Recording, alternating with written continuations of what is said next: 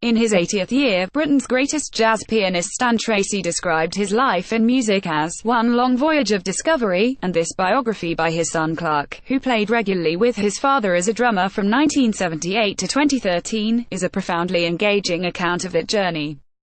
Tracey, born in South London, grew up between Tooting and Brixton, and Clark relies on his father's diaries to describe his boyhood as an accordionist before becoming a pianist and his launch into professional music with Tony Hancock's comedy tours and as a member of the Raff Gang show touring Palestine and Egypt.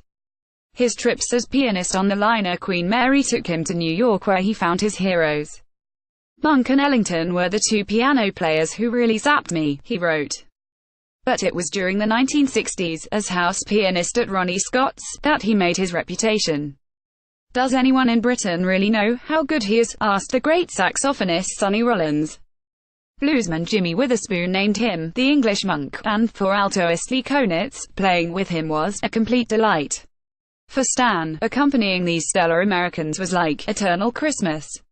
But such relentless nighttime playing and the associated drugs culture took a toll on his body and mind.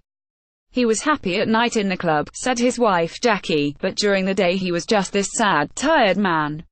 In the 1970s, I remember hearing him regularly in the public bar at the Plough in Stockwell. His residency earned him £6 a week, accompanying phenomenal musicians like drummer John Stevens, Barbados-born trumpeter Harry Beckett and South African bassist Harry Miller.